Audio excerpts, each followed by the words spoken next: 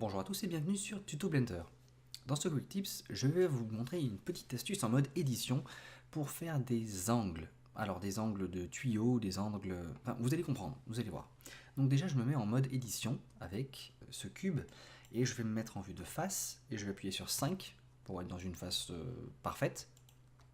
Et alors, est-ce que ça vous est jamais arrivé d'avoir envie, si je, par exemple, je sélectionne ces deux points-là, je fais extrude, et je les extrude sur l'axe Z vers le haut, voilà, on va dire à peu près donc 2 unités, comme 2 unités, j'ai fait ça approximativement, mais bon, voilà, j'ai ça.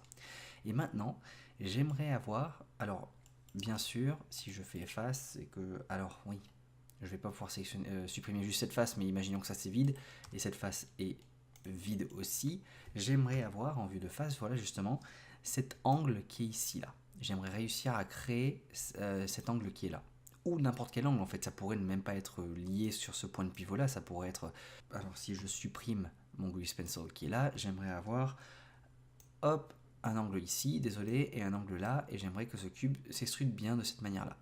Mais proprement, alors parce que en fait je pourrais supprimer cette face là, et je pourrais ici refaire ma face, la sélectionner, me mettre en vue de face et ensuite faire un contrôle-clic, clic, clic, clic, clic et clic. Voilà, j'ai à peu près fait le truc, mais c'était moche.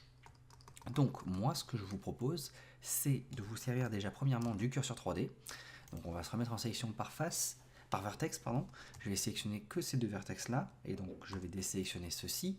Je vais faire Shift S et faire mon cursor to selected. Donc j'ai mon curseur 3D qui est au milieu de cette sélection là, qui est ici.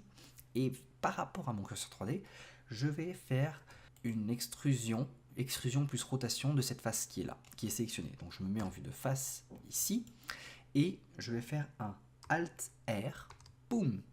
Et en faisant Alt R, Blender a automatiquement extrudé plusieurs fois et tourné. En fait, il a fait un spin, c'est l'outil spin qui est ici. Et donc, si vous augmentez les paramètres du spin qui sont là, donc si vous ne les avez pas, il faut bien avoir votre menu T qui soit ouvert, et il faut bien qu'ici vous ayez le plus, que vous ayez un autre panneau qui soit en bas ici, c'est un menu éphémère sur les propriétés, et là vous pouvez gérer le nombre de découpes, en fait le nombre de subdivisions qu'il a fait là, donc là il y en a 9, mais si j'en veux plus, je peux augmenter les détails, je peux augmenter l'angle, donc pour l'instant il a fait un angle à 90, mais si je veux un angle à 180, pouf, ça y est, voilà, j'ai un angle à 180, toujours avec le nombre de steps, le nombre de pas ici, précisé, et vous pouvez changer le centre, encore une fois, le centre qui actuellement a été utilisé via le curseur 3D, mais en fait le spin ne se fait pas via le curseur 3D, et vous pouvez changer le centre de cette manière-là. Donc si je fais des CTRL Z, voilà, je resélectionne cette face et que je change mon curseur 3D, je le mets ici, ou je le mets là par exemple, et que je fais encore une fois mon Alt R, je vais avoir cette fois-ci une rotation qui se fait toujours autour de mon curseur 3D, et bien sûr je peux encore une fois changer à la volée avec ces paramètres-là, le centre réel, pas le curseur 3D, mais le centre réel qui est utilisé pour faire cette extrusion.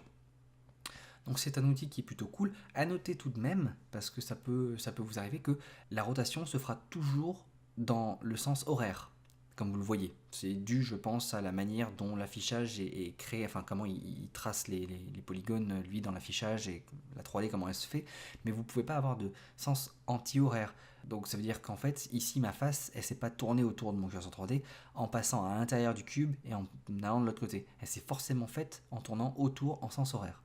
Si je fais un CTRL Z, donc j'annule cette rotation là, je remets un curseur par ici, et là je fais CTRL 1, donc je suis de l'autre côté, de mon... Oh, alors tout simplement je fais 1, et cette fois-ci je mets mon curseur de ce côté là, d'accord?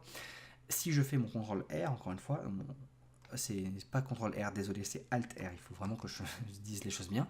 Bah, cette fois-ci, ma face, elle passe à l'intérieur du cube, elle fait des normales inversées, et tout est bizarre, parce que, encore une fois, la rotation, le spin s'est fait autour de mon curseur 3D en sens horaire. Voilà. Alors, une quick tips un peu plus longue d'habitude, mais j'espère que cela vous sera utile et que vous avez aimé le contenu de cette vidéo. Je vous dis donc à la prochaine. Salut!